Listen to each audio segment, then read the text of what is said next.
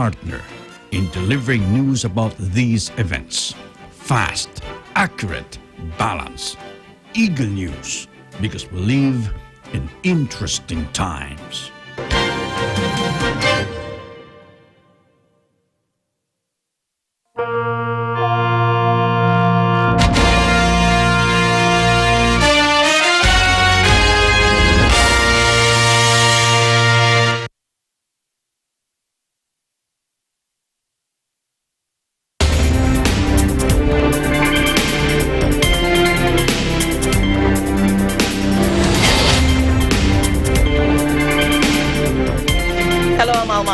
And you're watching Eagle News International. And I'm CJ Hero. Welcome to the program. Now on tonight's headlines.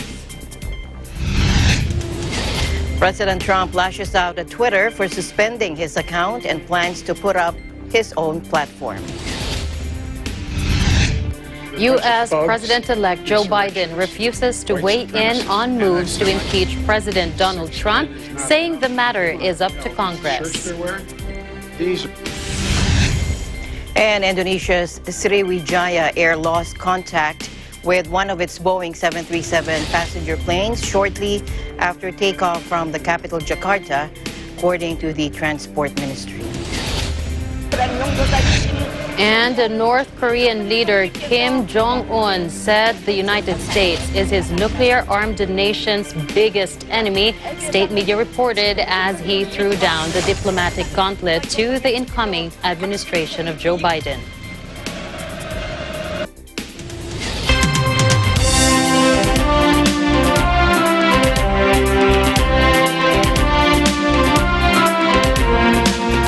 President Donald Trump, already facing mounting calls to step down or risk impeachment, suffers further ignominy when Twitter permanently suspends his account, saying the U.S. leader is too dangerous to use the platform. Trump had fervently used @RealDonaldTrump for proclamations, accusations, and misinformation unchallenged for his entire time in office. Twitter's decision to permanently suspend Trump is considered overdue by some critics who argue he has gotten away with abuses, but has inflamed members of the far right who equate fact-checking with stifling free speech. Twitter late on Friday blocked efforts by Trump to sidestep the ban. He fired off tweets from the official presidential account @POTUS, accusing the company of conspiring with the radical left. The social network quickly deleted the tweets. Trump also tweeted from the @TeamTrump campaign account, which was soon suspended. Twitter also removed the accounts of Michael Flynn and other high-profile Trump supporters who promoted the QAnon conspiracy theory. Supporters of the QAnon movement were among the crowd that stormed the U.S. Capitol building on Wednesday. Several prominent activists were spotted inside the building, and others flew Q-themed banners inside and out.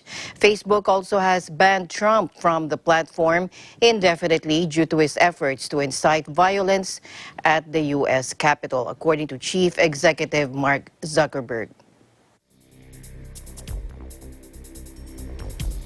In a related news, U.S. President Donald Trump accused Twitter of conspiring with his political enemies to, quote, silence me after the social media platform permanently suspended his account. Twitter has gone further and further in banning free speech, and tonight, Twitter employees have coordinated with the Democrats and the radical left in removing my account from their platform to silence me and you, the 75 million great patriots who voted for me, he said in a series of tweets from the official POTUS account. The post was swiftly deleted by Twitter. Apparently expecting such a move, Trump also put out his comments as a statement through the White House press office. Trump signaled to his followers, of which he had 88.7 million on @RealDonaldTrump until it was shut down, that they would have a new place to meet virtually soon. We have been negotiating with various other sites and will have a big announcement soon, while we also look at the possibilities of building out our own platform in the near future, he said. He also added, we will not be silenced.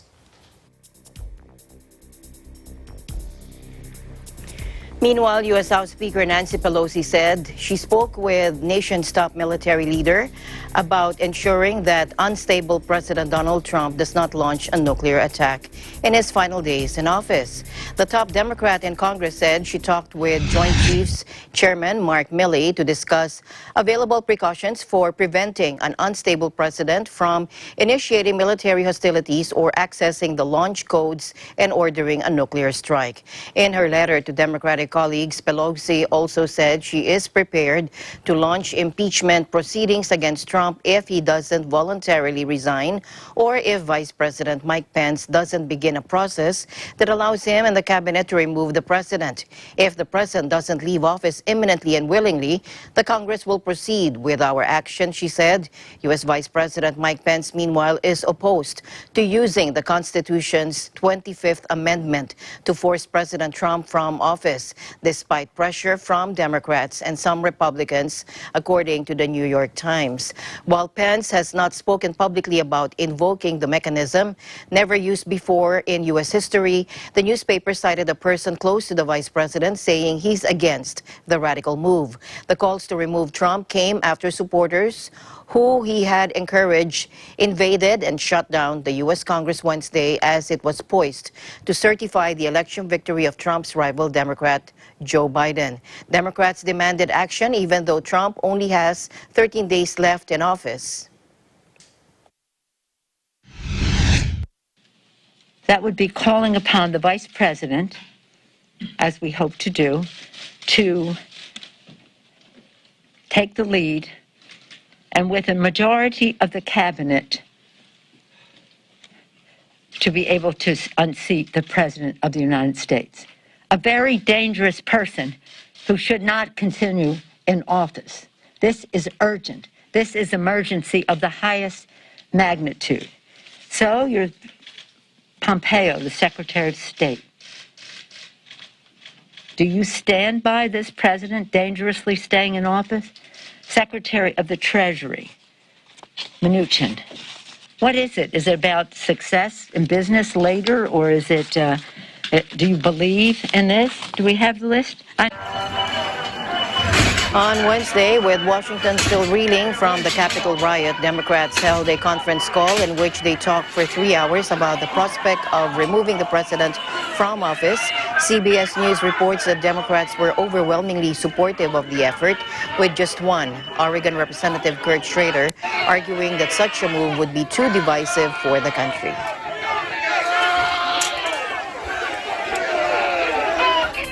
President-elect Joe Biden on Friday strongly indicated he does not back moves to impeach President Donald Trump, saying the quickest way to get him out of office is through the transition in 2 weeks. Watch this.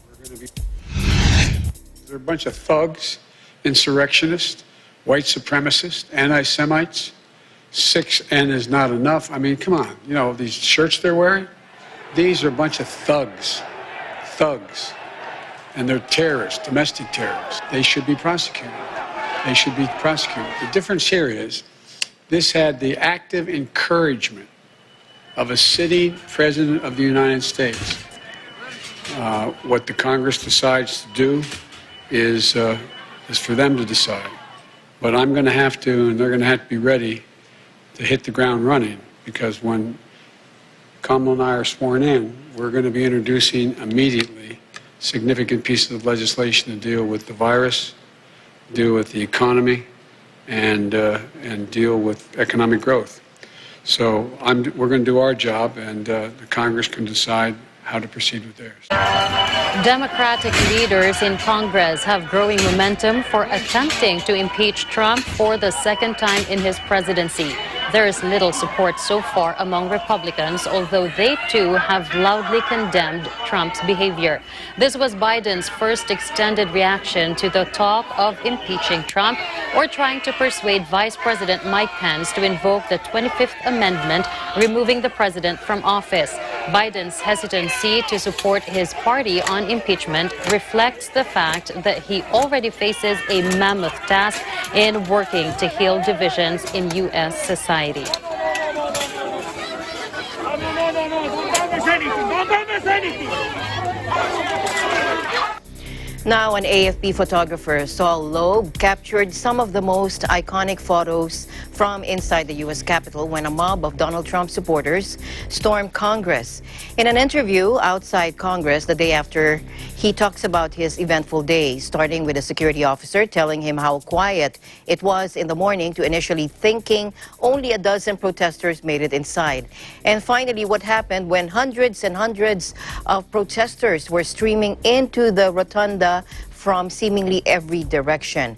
Mr. Loeb then describes what it was like inside Nancy Pelosi's highly secure office after it was breached, where he captured a rioter with a foot on a desk and a note left behind that read, "We will not back down." I think at that point I realized how many people were inside. As I entered, you could just hear the chanting, hear the support for Trump, and see hundreds and hundreds of protesters streaming into the rotunda from seemingly every direction.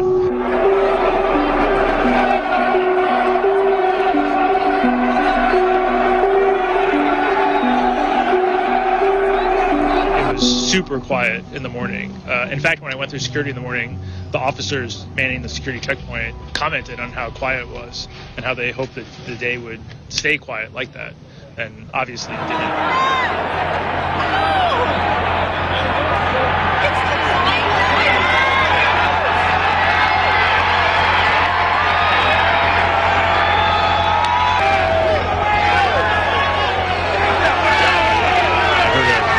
Commotion and some shouting coming from somewhere outside the room. You fucking own it!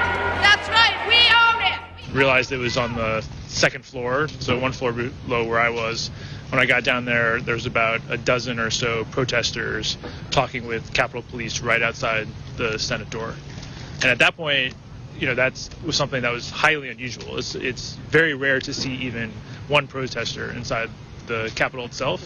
The protesters just sort of kept saying, we're here to stop the steal and disrupt the process. And they wanted to talk to various members of Congress. They were dressed sort of in unusual sort of costumes almost. Some of them had their faces painted and the bodies painted and wearing like Viking hats and as well of course different Trump hats and shirts, and they were waving Trump flags. One of them also had a Confederate flag, and was just sort of being disruptive and loud as much as they could.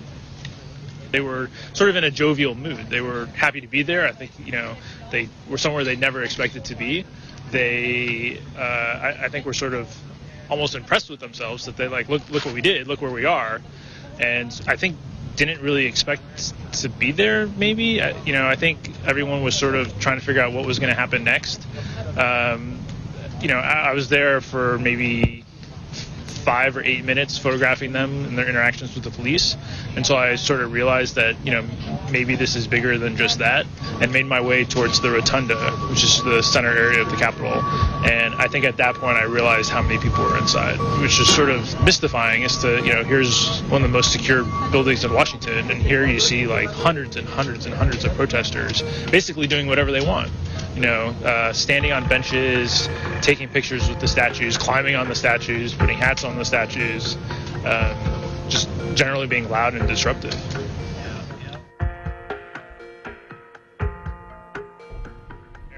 I tried to make my way back towards the Senate chamber, but the main hallway there was blocked, and there was a thick smell of tear gas or pepper spray in the air. So I turned around and went towards the House side. And sort of encountered the same thing. Close to where the House floor is where Speaker Nancy Pelosi's office was. And I started seeing that protesters were going into her office.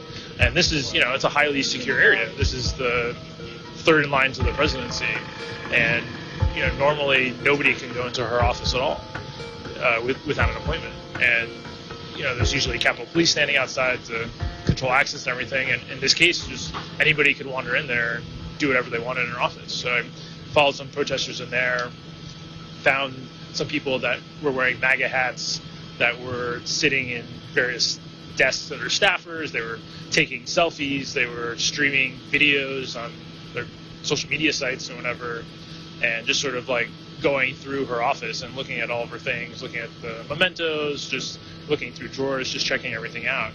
And that's when I encountered one of the protesters sitting in a staffer's desk and just putting his feet up and just sort of looking through her papers, and that's the picture that a lot of people have seen now. It seemed to me a large period of time when I didn't really see any police presence at all inside the Capitol and inside the Rotunda. It was a while before I would see police again, and then I sort of, you could see them trying to protect the two chambers, the Senate chamber and the House chamber, which I think became the priority. And then after a while, you sort of saw the SWAT teams that would start to clear the area floor by floor, room by room.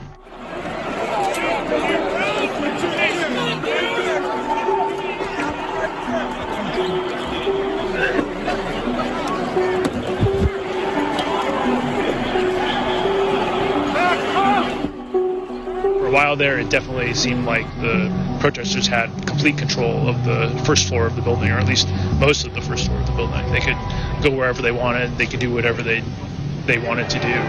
It seemed like from inside, anyone that wanted to come in could come in. Literally everywhere I looked, it seemed like protesters were streaming into the building. And there must have been at least several thousand protesters inside the first floor of the building at the peak of the situation.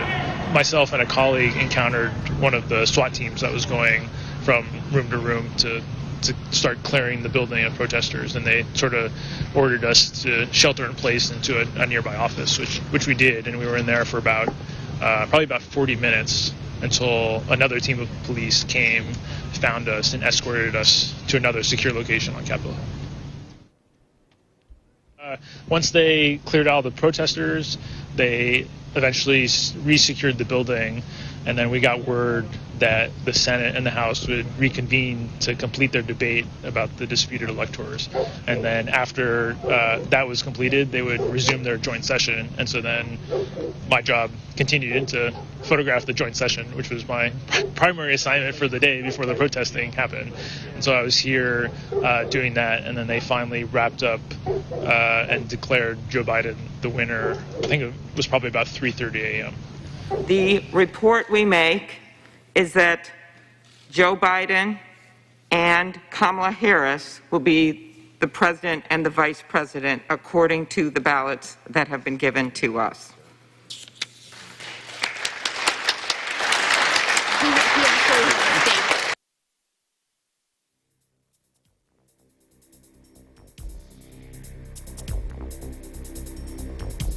President Donald Trump confirmed Friday that he will not attend Joe Biden's inauguration later this month. To all of those who have asked, I will not be going to the inauguration on January 20th, he announced on Twitter. Trump's decision to skip Biden's swearing-in ceremony comes after weeks of his refusing to acknowledge that Biden defeated him in the November 3 election. Trump finally acknowledged his loss in a video on Thursday, saying a new administration will take office on January 20. Biden made it clear that he won't miss Trump. Biden said Vice President Mike Pence would be welcome at his inauguration. Watch this. That's what I am looking forward to, him leaving office. I was told that on the way up here, way over here, that he indicated he wasn't going to show up at the inauguration. One of the few things he and I have ever agreed on. It's a good thing I'm not showing up.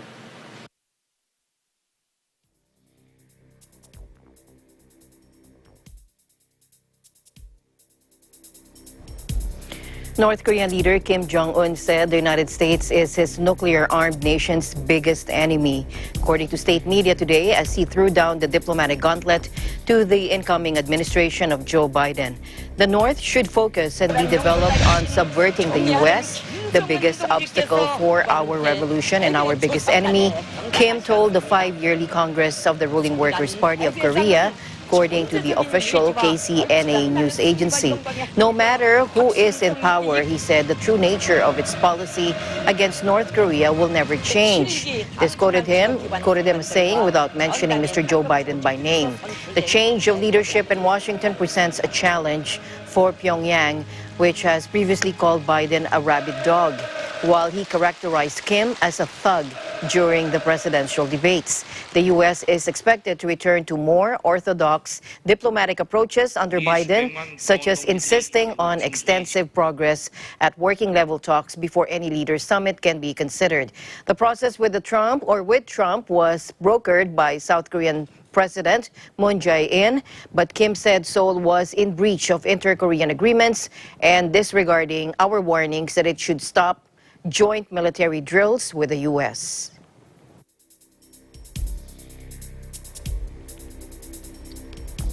Very sad news in India. 10 babies were killed in a maternity unit in the Indian state of Maharashtra early Saturday when fire tore through a major hospital, a doctor said. Staff rescued 7 of the newborn infants at the Bandara District Hospital, but were beaten back before they could get to the 10 others. Pramod Kandate, a senior doctor, said. All of those who died were aged between a few days and 3 months, according to reports. The doctor said the cause of the fire is not known yet, but our staff extinguished the fire as soon as they could. The smoke led to the babies suffocating. Nurses on duty noticed a fire coming from the hospital's neonatal unit and raised the alarm. The fire brigade stopped the blaze from spreading to other parts of the hospital, and other patients were moved to safety. Heart-wrenching tragedy in Bandara, Maharashtra, where we have lost precious young lives, Prime Minister Narendra Modi said on Twitter. Opposition leader Rahul Gandhi called the deaths extremely tragic. Authorities ordered an immediate inquiry into the latest disaster.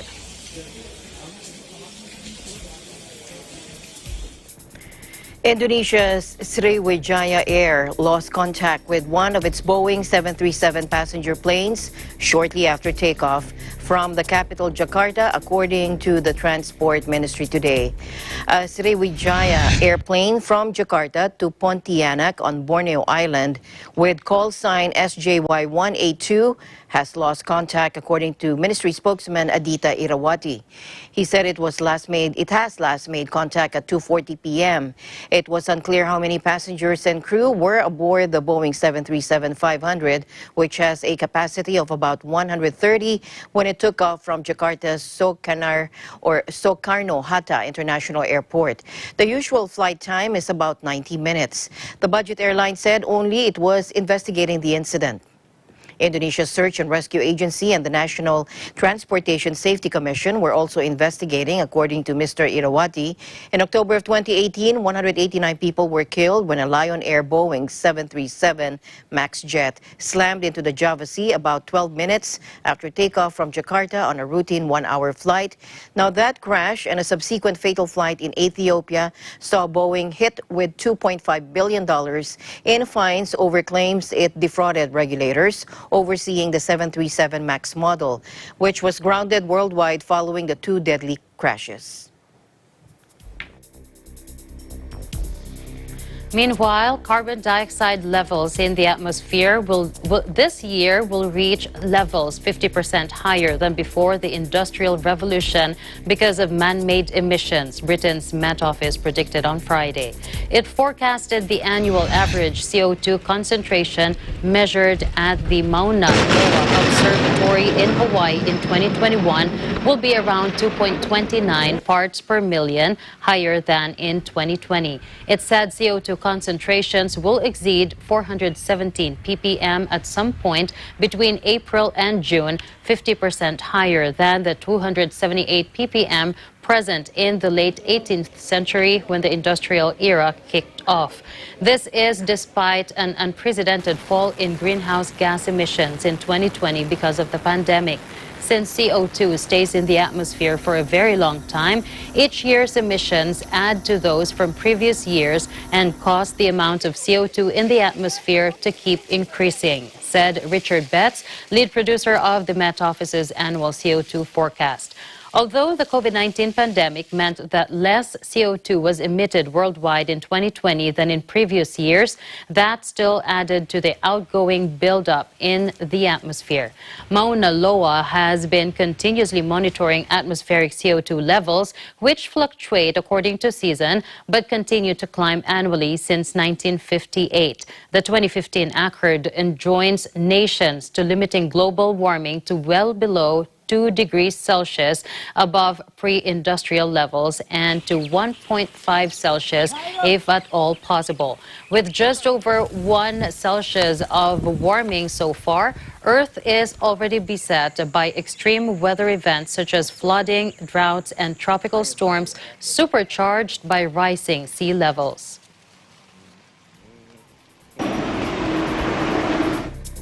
A day after snowstorms caused chaos across much of Spain, forecasters warned there was more to come today as 5 regions were put under red alert. Storm Filomena blocked roads, particularly in the center of the country, with the capital Madrid seeing its heaviest snowfalls since 1971. Madrid's Barajas airport was shut down late Friday, and hundreds of motorists were left stranded. The AMET weather agency described the situation as exceptional and most likely historic. Another 20 centimeters, nearly 8 inches, was forecast to fall on Saturday in Madrid and central Spain's lower plains, with up to 50 centimeters at higher altitudes. It's been a complicated day, but tomorrow is going to be even more difficult, according to the mayor of Madrid, Jose Luis Martinez Almeida, and he tweeted this in a video just before midnight on Friday. In an update Saturday, he described the situation as extremely serious and advised people not to leave home. The authorities suspended bus services and rubbish collections in the city after a night in which the snow continued to fall steadily. Spanish Prime Minister Pedro Sanchez also tweeted to call on people to stay indoors and follow the instructions of the emergency services.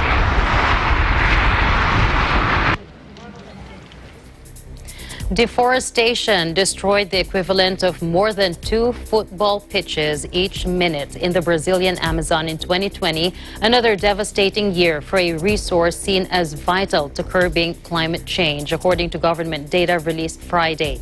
Brazilian space agency INPE identified 8,426 square kilometers, or 3,253 square miles of Amazon rainforest lost to deforestation in 2020 using its DETER monitoring program, which analyzes satellite images to track the destruction monthly. That was the second most devastating year for Brazil's share of the world's biggest rainforest since the program was launched in 2015. The amount of forest destroyed was only larger in 2019, when the figure came in at 9,178 square kilometers. Environmentalists underlined that those were also the first 2 years in office for far-right President Jair Bolsonaro, who has cut funding for environmental programs and pushed to open protected Amazon lands to agribusiness and mining.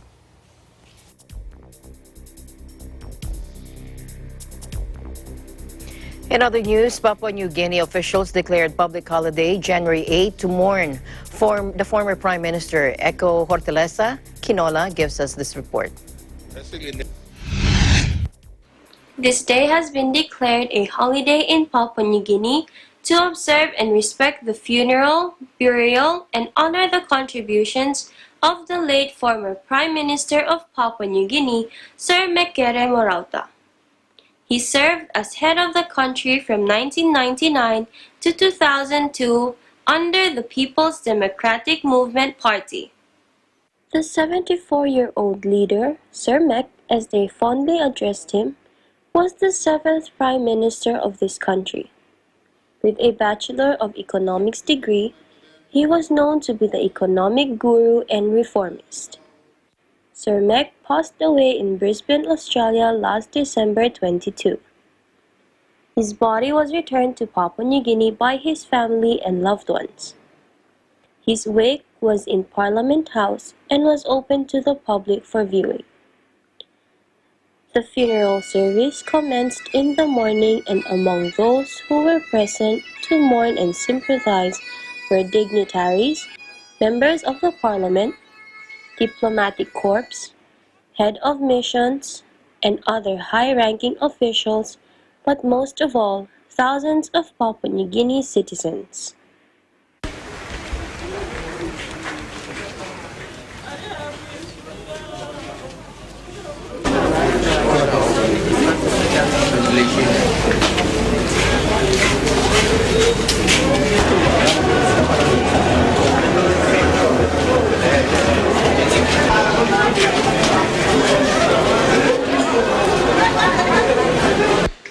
I find him, his level of different leaders have got different style of leadership. Semek was someone who actually with broad range experience from public service system and processes, he brought it with him this level of wealth of experience. And he, when he became the prime minister, and having realized that the system and processes that our country in place since after independence has basically been broken down. So Mekere was one prime minister that basically narrowed straight into strengthening institutional processes by depoliticizing much of the problem of the country was very much around political indifference into system and processes and operation of government.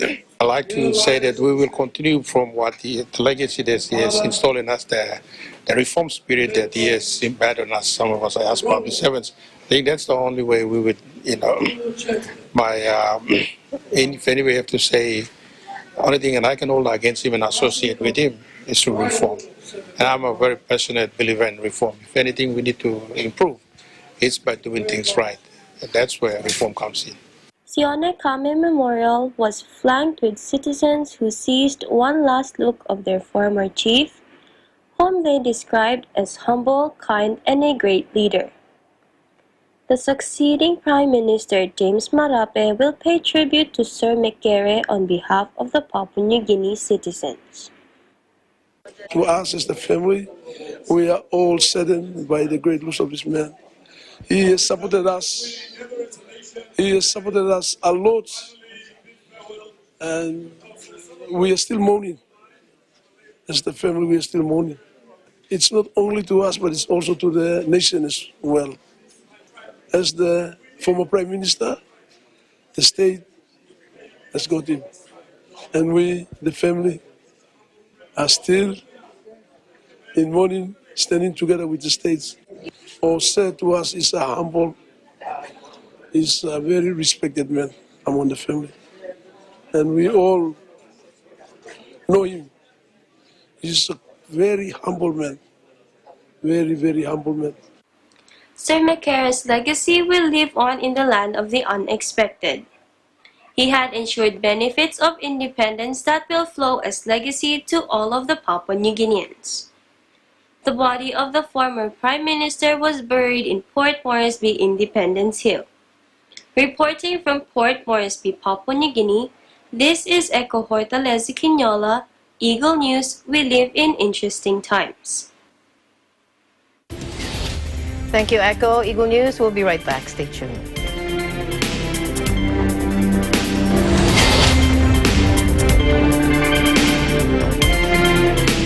Mula noon hanggang ngayon, gabay natin ang MTRCB ratings sa matalino at responsableng panonood.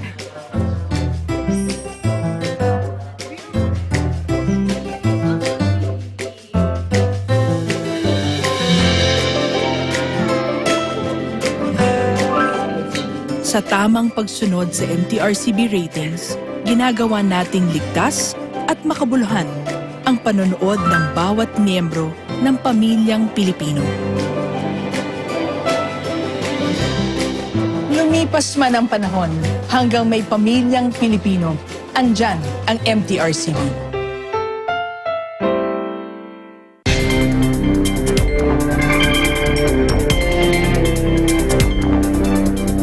Welcome back to the news. The head of the World Health Organization said on Friday there is a clear problem that low and middle-income countries are not yet receiving supplies of COVID-19 vaccines and urged countries to stop striking bilateral deals with manufacturers. Watch this. At present, 42 countries are rolling out safe and effective COVID-19 vaccines. 36 of these are high-income countries, and 6 are middle-income countries. So there is a clear problem that low and most middle-income countries are not receiving the vaccine yet. This is a problem we can and we must solve together through COVAX and the ACT Accelerator. At the outset, rich countries have bought up the majority of the supply of multiple vaccines. Now, we're also seeing both high and middle-income countries that are part of COVAX making additional bilateral deals. This potentially bumps up the price for everyone and means high-risk people in the poorest and most marginalized countries don't get the vaccine. Going forward, I want to see manufacturers prioritize supply and roll out through COVAX. I urge countries that have contracted more vaccines than they will need and are controlling the global supply to also donate and release them to COVAX immediately, which is ready today to roll out them out quickly. We do not want to see a prospect where we see large proportions of people vaccinated in some countries and no one vaccinated in other countries. The people likely to die from this infection is not everybody in every country. It is very particular risk groups by age and by vulnerability who are likely to get very sick and likely to die. It is frontline health workers who are exposed to this virus every day. This is whom we need to protect first. It's not about the overall percentage of the population that's susceptible. It's not about the overall percentage of the population will ultimately be infected.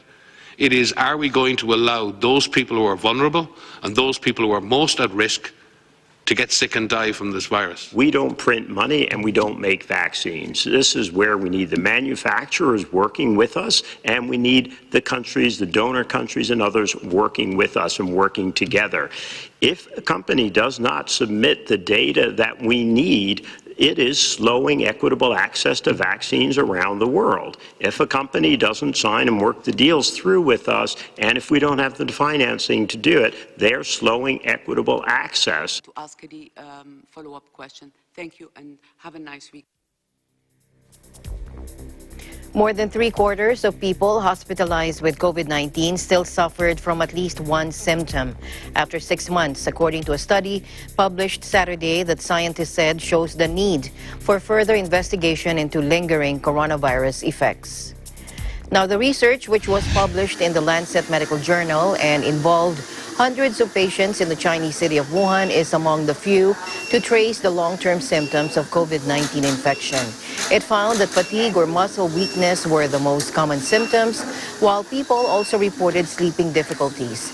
Because COVID-19 is such a new disease, we're only beginning to understand some of its long-term effects on patients, according to lead author Bin Cao of the National Center for Respiratory Medicine. The professor also said the research highlighted the need for ongoing care for patients after they have been discharged from hospital, particularly those who have had severe infections. Meanwhile, Cape Town resident and factory manager Bradley Solomons tested positive for COVID-19 back in July and subsequently spent more than 30 days in hospital months after being discharged from hospital and given a clean bill of health. He still battles with shortness of breath, coughing, and memory loss, all of which affects his work. To me, and up until today, I still feel that sometimes I lose my memory for 3 to 5 minutes, and I don't know what I was doing or whatsoever, and I still cough. Now and then my throat is still sore, and that is how it is now currently. But I believe I will recover fully. I am recovered fully, but that is just symptoms that are still playing. There would be points where I actually lose my mind and I forgot what I told them and whatsoever. But there are people that are behind me that continuously follow up. Because now I have to have a guy with me that always continuously follow up after me. so it affecting the production and whatsoever. But there are points where I get out of breath and whatsoever. But and that sometimes when you want to do something and you forgot what you wanted, it frustrates you because you the one thing you knew was you were on this mission, but now you forgot what you were on to.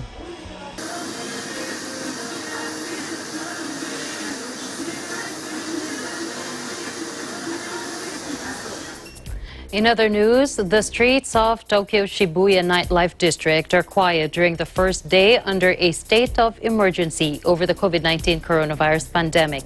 The new restrictions announced by the government include restaurants and bars closing at 8 p.m. and for residents to go out during the night for essential needs only. Watch this. これオリンピックはねやるべきだと思いますよ。でも観客入れないとかねなんかいろいろ考える余地はまだあると思うので工夫してでもやっぱりちゃんとやるっていうのが必要だと思います。まあ日本らしくなんか工夫をして日本らしいそのオリンピックができたらいいなと思いますけど。確かにやっぱそのまあずっとその宣言が出る前の金土日に比べるとやっぱ人は減ってると思います。でやっぱ金曜日って金土日の中でも一番人が多くて遊びに来る人とその仕事で帰る人がすごい入り乱れるんで大体一番多いんですけどそれでも今日はかなり少ないのでやっぱ人数は減ってると思います。Japan's government declared a month-long coronavirus state of emergency in the greater Tokyo area on Thursday as the capital reported another record surge in daily infections. It primarily targets restaurants and bars, which will be asked to stop serving alcohol by 7 p.m. and close an hour later. Prime Minister Suga Yoshihide made a special appeal to young people to abide by the requests, saying that more than half of recent new infections in Greater Tokyo were among the under 30s. In Tokyo and 3 surrounding areas that petitioned the government to make the move, businesses will also be urged to maximize teleworking with the goal of reducing commuter traffic by 70%. Japanese law does not currently allow authorities to enforce cooperation with the requests, although the government is planning legislation permitting fines for businesses that do not comply. For now, subsidies will be offered to businesses that close early, and the government could name and shame those that fail to do so.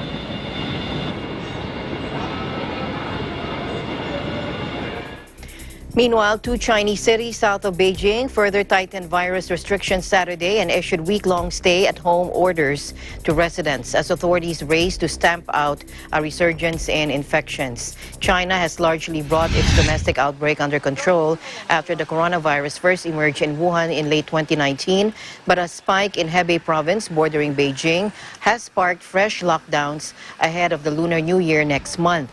Hebei has reported over 130 confirmed COVID-19 cases in the past week, with more than 200 more asymptomatic infections. Most of the cases were in Shijiazhuang City, which, along with its surrounding areas, is home to 11 million people. Several other infections were reported in neighboring Xingtai City, home to 7 million. Overnight, both cities announced new week-long stay-at-home orders for their residents. Shijiazhuang also closed its subway from Saturday morning to aid prevention. Meanwhile, Brazil's COVID-19 death toll passed 200,000 Thursday amid a surging second wave, dousing optimism that 2021 will bring respite anytime soon for a country whose government's erratic handling of the pandemic has drawn scathing criticism.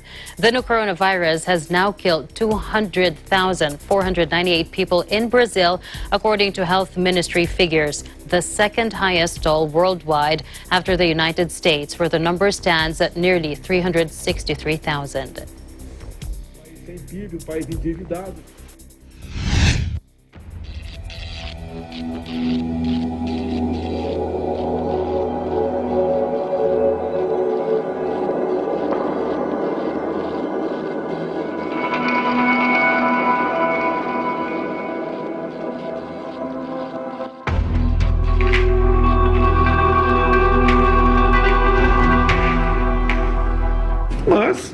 Mas a vida continua. A gente lamenta profundamente.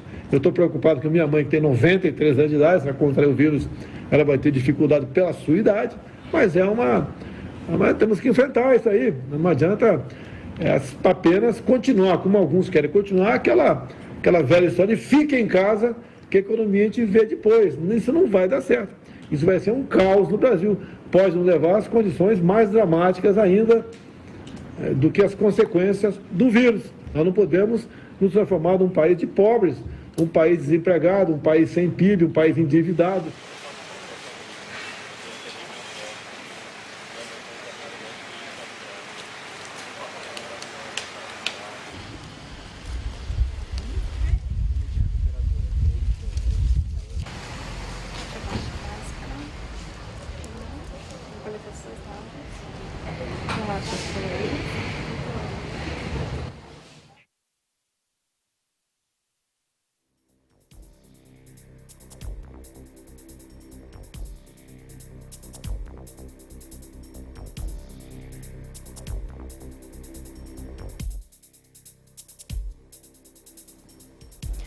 A new, more infectious strain of the coronavirus has now spread to at least 8 U.S. states, according to official data, as the country logged a record new daily virus caseload.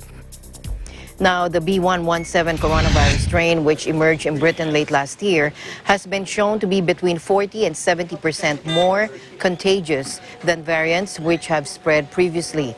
Data from the U.S. Centers for Disease Control showed that the strain, first reported in the U.S. last week, has been detected in 8 states, with California and Florida the worst affected. The strain has also been found in Colorado, Texas, New York, Georgia, Connecticut, and Pennsylvania in a total of 63 cases. Top U.S. infectious disease expert Anthony Fauci told Newsweek on Wednesday that the variant may be more widespread in the U.S. than we are currently determined or detecting it to be. The spread of the B.1.1.7 and another more infectious variant from South Africa, known as B.1.351, has sparked fears of a similar new strain emerging in the U.S. Almost 290,000 new coronavirus infections were reported in the U.S. within hours Friday, according to Johns Hopkins University, a day after the world's worst-hit country recorded a daily high of nearly 4,000 deaths. Yes. Meanwhile, dozens of people being treated for COVID-19 at a Florida hospital last summer became additionally infected with a mysterious, often deadly fungus called Candida auris, a U.S. government study said Friday. The multi-drug resistant yeast was first identified in Japan in 2009 and has been a top priority for the Centers for Disease Control and Prevention in recent years because of its increasing global spread. C. auris is associated with up to 40% in-hospital mortality and is usually caught inside healthcare settings, especially when people have feeding or breathing tubes or catheters placed in large veins. It causes bloodstream, wound, and ear infections and has also been found in urine and respiratory samples, but it's not clear if the fungus actually infects the lung or bladder.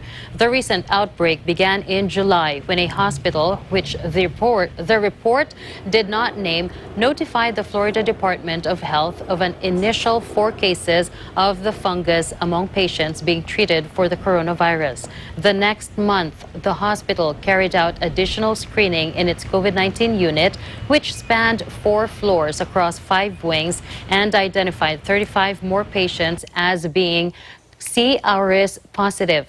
Follow-up data was available for only 20 out of the 35 patients. 8 of these 20 people died, but it was not clear whether the fungus was the main factor or not.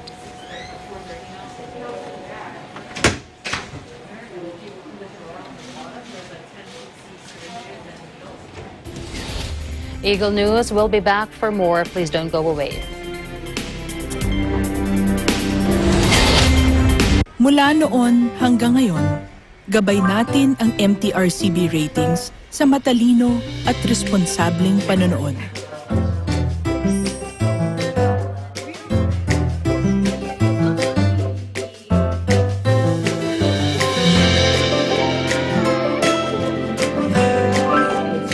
Sa tamang pagsunod sa MTRCB ratings, ginagawa nating ligtas at makabuluhan ang panonood ng bawat miyembro ng pamilyang Pilipino.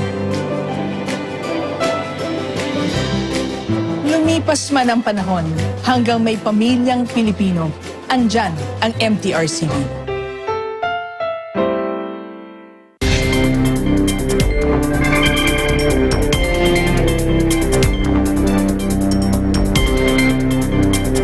Welcome back to the news. Australia's third largest city of Brisbane was in its first day of a snap lockdown on Saturday, with officials elsewhere on high alert over the emergence of more contagious strains of COVID-19.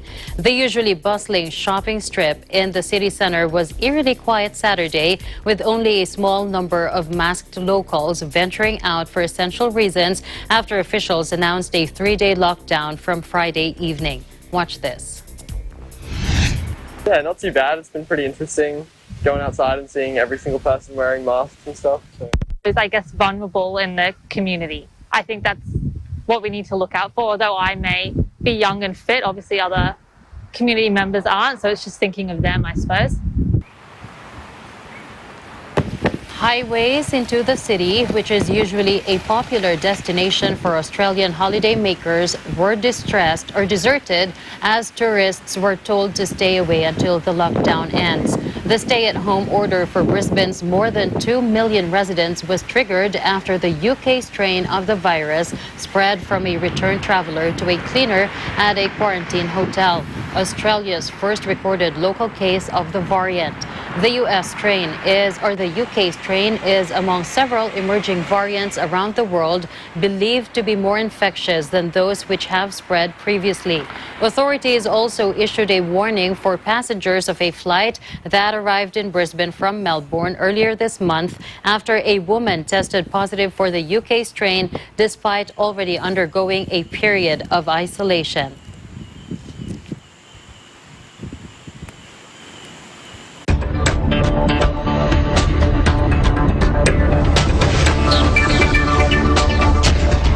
Qatar and Saudi Arabia reopened their land border Saturday, according to Qatari sources, as they restore ties following a landmark deal to end a 3.5-year rift.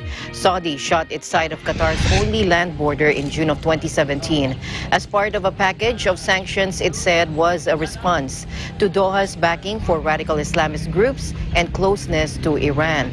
Qatar always denied the charges. Saudi Arabia, along with the United Arab Emirates, Bahrain, and Egypt, which also imposed on embargo on travel and trade, agreed to lift the restrictions at a Gulf Cooperation Council summit in the kingdom on Tuesday.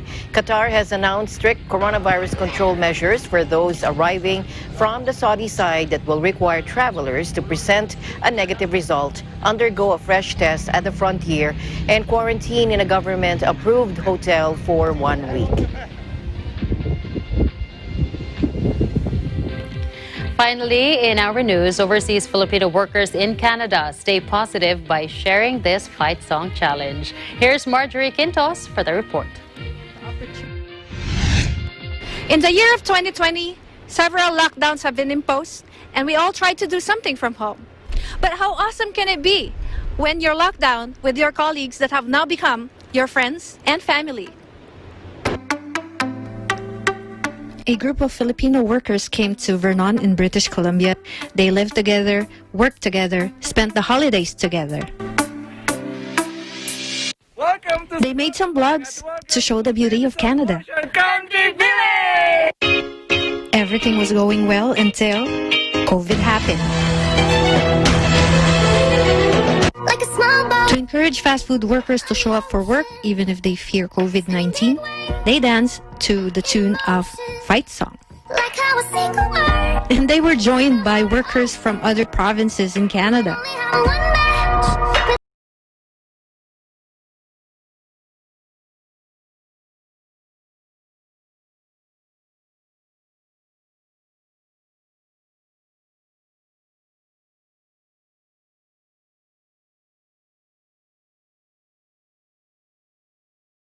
This performance became viral that it got over 1,000 shares and made it to the news in British Columbia at that week. When the government of Canada allowed for fast food restaurants to stay open, this group of friends showed everybody that life must go on and that you gotta go to work every day, regardless of the fear for COVID-19. To stay positive and happy, they started dancing just whenever they get the opportunity. They dance at work, they dance at home, and they dance all together every days off. You gotta watch all of these.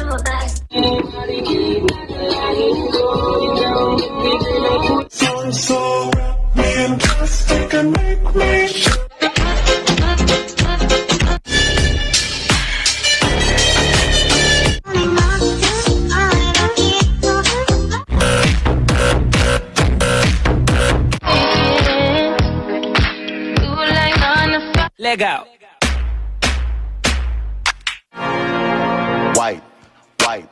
Wipe it down. And because they live together and are working together, they were able to spend a great summer without violating social distancing restrictions. It is indeed true that friends are family we choose. So for 2021, this group of friends would like to challenge everyone out there to submit their story of friendship and a dance, the climb song dance that they prepared in the snow. They feel lost with no direction. Our faith is shaking. But I gotta get done. I keep my head held high. There's always gonna be another mountain. I'm always gonna wanna make it move. Always gonna be an uphill battle. Sometimes I'm gonna have to lose. Ain't about how fast I get there. Ain't about what's waiting on the other side. It's a climb.